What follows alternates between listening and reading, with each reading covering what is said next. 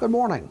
It's the last day of May, and Governor Whitmer's stay-at-home order is still in place for most of Michigan and for some aspects of life here on the Upper Peninsula. But some of those orders have been lifted for this region, although we certainly can't say things have returned to normal. This morning we'll take a look at what's happening in the restaurant business, and it starts right now. From TV6, this is The Ryan Report. Here's your host, Don Ryan. Well, based on Governor Whitmer's recent decisions, restaurants in Upper Michigan can again open for dine-in service, but it's not as simple as flipping the switch and opening the doors. Restaurants can reopen, but with some major restrictions, which is why some restaurants reopened this past week, while others decided to remain closed for the present time. To get some insights into how the system will work and what that means to restaurant owners, I sat down this week to talk with one who did reopen. Jim Johnson is the owner of Marquette's Casa Calabria, and his family has been in the restaurant business for about 3/4 of a century. It all began with his grandfather selling kudagis in Ishpeming. And before we discussed what happens today, we did talk about some of that family history. So actually, it did start with my grandfather Felix, and I believe it was in the 40s, probably about the mid 40s, when my dad and my uncle, they were kind of builders on the side when they weren't working for Michigan Bell, and they put an addition on his house on Division Street, and had a few tables in it and a counter and enough room for some people to sit at, and then he was the only one that worked behind the counter, and he had that going until he died in 62. Here's the thing, he spawned so many restaurants. I know his children and grandchildren, I don't know what the number is. I think I saw a write-up at the Casa one time about how many restaurants there were that were started by descendants of Felix, but and certainly yours is one of them. Yeah, I believe we're up to about, with all the new restaurants that have opened, some have closed because they've moved to different locations. But I think it's about 28 restaurants so far that between his children and grandchildren that we've opened. And that's amazing. This isn't a chain. These are all independent restaurants owned by different members of the family, pretty much, right? Yeah, pretty much. All of his brothers, he had 6 brothers, and they all moved down to Milwaukee when he opened up the first one in 1954 on 40th and North, I believe it was. And they all worked down there and learned the business and came back. And my Uncle Nick opened up the Villa then, and my Uncle Tino opened up Tino's in Negaunee, and then I had my Uncle Jimmy in Milwaukee opened up Barbier's Italian Inn, and Tootie opened up Barbier's Restaurant. And then the second generation came along, and my cousin Phil opened up Mamma Mia's, and I opened up this, and Tony's kids have taken over his restaurants down in Milwaukee. And your mom was Felix's daughter? Yes. And she's go ahead. She's the first sister who has had any of the kids open up a restaurant. Okay. How long have you been in the business, Jim? It'll be 40 years in 2021, so it's our 39th year right now. That's a long time. So, and you never dreamed you'd reach a day like today, I'm sure. Never. No, could never have imagined anything like this. Let's talk about that a little bit. And we can talk about your restaurant, but I know many restaurants are going through the same thing and making decisions and trying to figure out how to make this work. And many businesses have challenges, but I think restaurants are probably right up there as far as being very challenged. You first of all closed down the restaurant when this started, and you were completely closed, right? Yes, we closed the day before we were ordered to close because I just didn't feel safe anymore with the employees and with our customers, with things the way they were happening then. So we stayed closed until we got our PPP money, and then opened up and brought everybody back. Well, not everybody, but a portion of our employees back to work so that we could start paying them. Let's talk about the challenges that you really face, and there are so many. To start with, I understand you have to operate at 50% of capacity. Is that correct? 50%, that's an important number, but it also is the 6 foot distance. That's the, the big sticking point and one of the challenges that we're trying to do. And when I was looking at the map that the Michigan Restaurant Association just sent us about how to do this distancing, it actually did have people sitting, I'm sitting in a booth right now, and according to what they have, you're supposed to have 6 feet between myself and the person sitting across the booth from me, which is not 6 feet. And No. we called the health department about that, and they said that they weren't going to enforce that rule because it was not going to be possible to open a restaurant under those circumstances.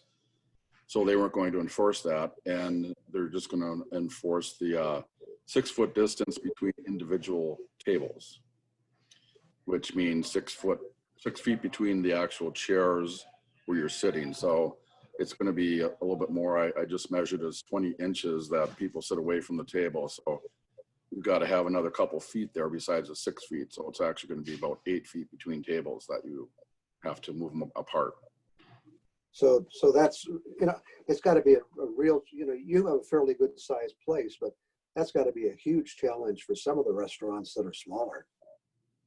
Oh yeah, for sure. You're not going to be able to use a lot of them. In fact, I just moved everything around in here, and out of the 41 tables, we can only use 17. So I've got to figure out what I'm going to do with all these extra tables, and, don't really have any storage here. So we might have to rent a storage spot to store them over there for the meantime, along with the chairs, of course. We'll talk more about the challenges restaurants are facing as they reopen after we take this 2-minute break.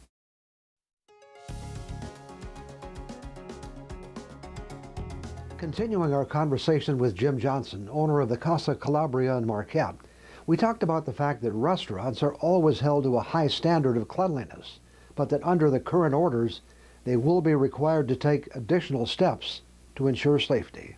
Well, we started doing that when we were open before in March. We started disinfecting everything, and even when it comes down to the pens that people were using to sign their credit cards, we would take all the pens that were used once and put them in a separate container until we could sanitize them. So every pen that customer was using was a brand new one that no one had touched before, that was wiped down with a sanitizer, along with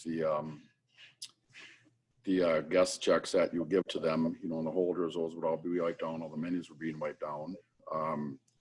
In fact, when we're opening, when we open, we're going to have disposable menus, just on copy paper to hand out to people, and then we just throw them away when we're done with them. Unfortunately, hate to do that, but it's better to be safe than sorry. And we're not going to have anything on the tables. No salt or pepper shakers or candles or wine menus, anything like that. We're taking them all off and giving people individual salt and pepper and Parmesan cheese packets if they want them. So we're trying everything we can do to make sure touching is really kept to a minimum. It's really got to be a challenge. Restaurants aren't designed to operate at a maximum of 50% capacity, are they? I mean, it's going to be a challenge for every restaurant to be profitable at operating at that level. Yes, and that's why some people are talking about opening up the sidewalks. I'm on the DDA board, and we were talking about opening up the sidewalks to put tables out there to be able to be used. And apparently the Liquor Control Commission is going to work with people to do that, and the city also, as well as the DDA.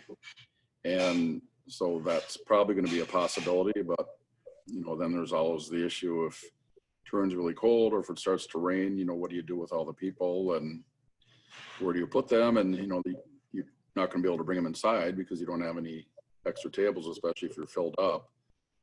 So there's a lot of issues that come into play there when you're doing all that with the outside dining. You'd have to check the weather forecast every day before you decide if you're going to open the outdoor seating or not, I guess. Yeah, that's for sure. You haven't done outdoor seating, I know. Do you have any thoughts about doing that for yourself? We've been kind of thinking about putting it outside, but our handicap entrance is out there as well, so we don't have a whole lot of room out inside of our area there. And it's something that we're going to have to look at as we go along here. And of course, the one thing we don't know is what kind of response will you get. I know there's a pretty pent-up demand from people wanting to eat in restaurants, but I know there are also people who are, going to be very careful about getting out and getting in public. So it will be interesting to see what kind of response restaurants get as they do begin to open. I was looking at some comments on Facebook there about reopening. Some people have asked different people, on the Marquette site and individuals how they felt about coming out to eat. And it's kind of about half and half. Half people said they could care less about being around people, and the other people said, absolutely not. I'm going to work or wait until it's safer. And then there's, some in between that. As long as there's social distancing, then that would be okay too. So I guess you don't know. You just have to open up and see, and might be still more takeouts than individual dining, and we'll just have to work from there. How about employees? Were you able to get most of your employees back, especially your key employees? Well, as of right now, we are only going to get about 65% of our employees back. And I know there are other restaurants, we've been talking today, a couple of them are only 50% that are coming back. So it's kind of hard to hire people right now when you're getting the unemployment and the or pandemic insurance along with the 600. So we're going to be short-staffed here for a while, so we'll just have to make do with who we have.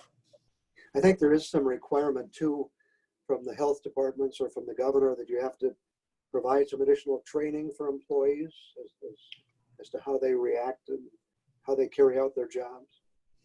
Yeah, we're required to ask them every day, how they feel, if they have a fever, if they come in contact with anyone that they suspect could have this. They'll wear face masks.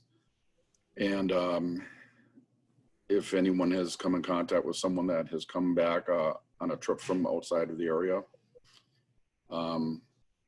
hand washing is a big thing. You're required to do it at least every half hour, but hopefully everybody will do it more than that. Even though you have gloves on, you still have to wash your hands and take the gloves off and get new gloves.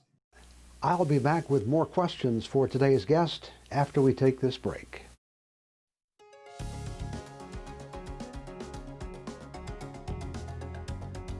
We're talking today with Jim Johnson about some of the things restaurants will be required to do as they reopen to provide dine-in service.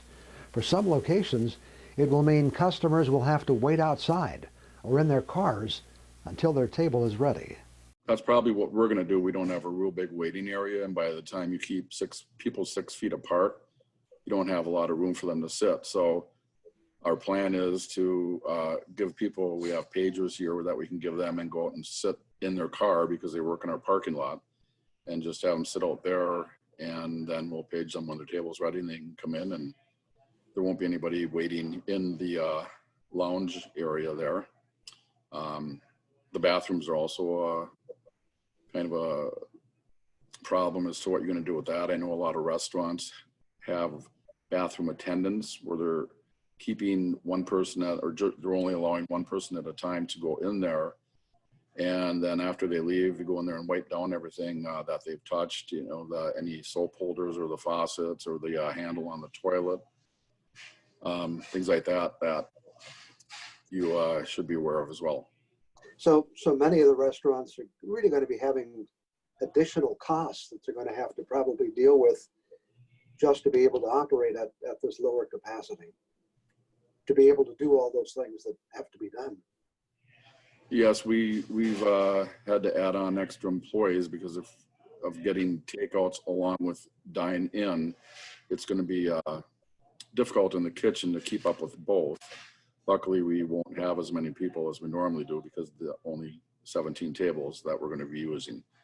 But yeah, if we have somebody kind of like watching the restrooms, you know, that's a couple extra people to put on there as well. I was reading on one of your Facebook posts that you were having some problems getting some of your normal food supplies. Is that still an issue? It still is. We've been trying to get ribeye steaks for probably 3 weeks now, and we haven't been able to get those from anywhere. Dry yeast, we still can't get. That's been a problem. And that's got to be a big thing for your restaurants who are famous for their garlic bread.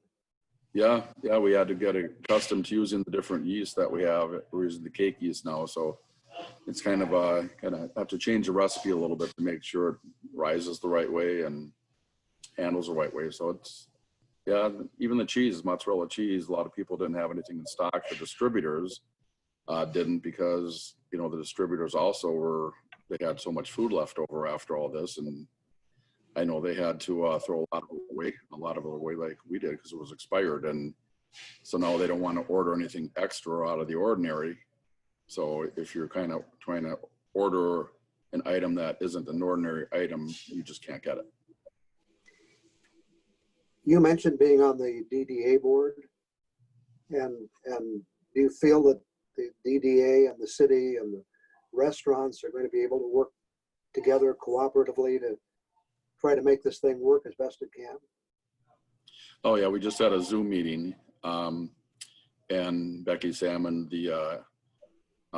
has been great during all this. You know, she's really been working from home along with all the other employees as well. They've been doing a great job handling everything and trying to do everything for us that they can, along with all the other businesses, not just the restaurants.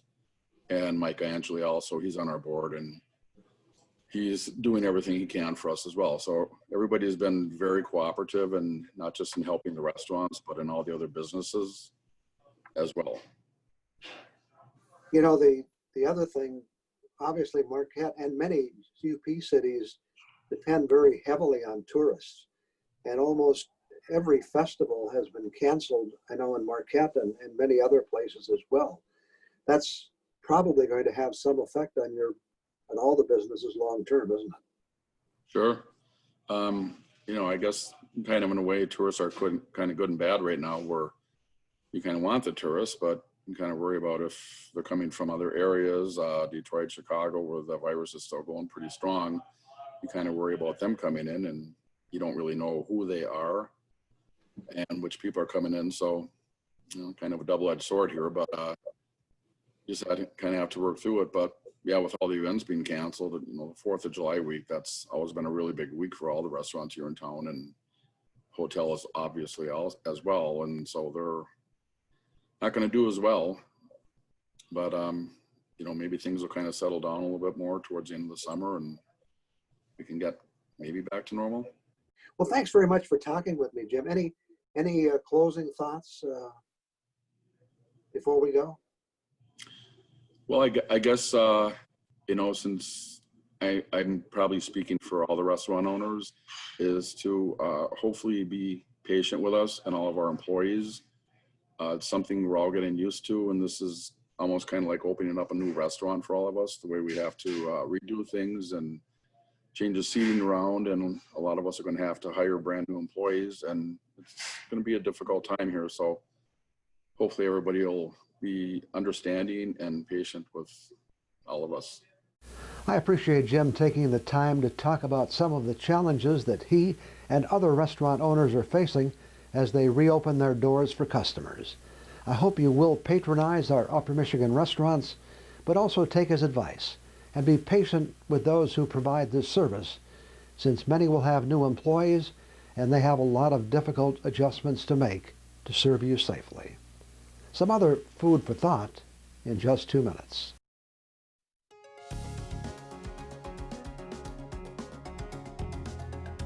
Chicago is famous for its deep dish pizza and Chicago dogs. New York is known for its deli pastrami sandwiches. New England is famous for seafood, and Kansas City for barbecue. But even though we don't have the population of those areas, Upper Michigan is also known for some great food as well. I'm thinking of 3 things in particular that many people associate with Upper Michigan. Can you guess what's on my list? What are those things that make people think UP? Well, let's start with the pasty. While its fame has spread beyond our borders, I think most people, when they think of the pasty, think UP. Of course, those who know history realize the pasty did not originate here, but came with the early miners who arrived from Cornwall, England. The pasty may have been born in England, where it's still very popular, but clearly we have adopted it as our own. The second thing on my list is Trinary toast, made in Trinary, just south of Marquette. Its fame has spread far and wide. If you're looking for dried bread to dunk in your coffee, you can't beat Trinary toast. Its fame is a tribute to the toast and to the small community where it's made.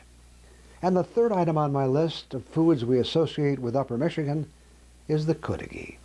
I ate my first Kuttigi in Felix Barbier's small shop in Ishpeming when I was about 16 years old. Felix's original sandwich, not for the faint of heart, was served with mustard and onions, and the sausage and bread were both made in his shop. The Kuttigi is now served in many restaurants and with other toppings, but I'll always remember the Kuttigi from my youth from Felix Barbier's little shop. Well, there you have it, foods we associate with Upper Michigan. You may have some you want to add to that list, but those 3 are some tasty treats indeed. You know, Upper Michigan also offers some great pizza and hot dogs, pastrami sandwiches, seafood and barbecue to rival Chicago, New York, New England, and Kansas City. It's out there if you just look around. Back in a minute. That's our show for this week. Remember, if you miss it, it is available at uppermichigansource.com. Thanks to Jim Johnson for talking with us this morning about the challenges Upper Michigan restaurants are facing as they reopen their doors. And thank you for joining us for today's conversation. I hope we can get together again next Sunday morning.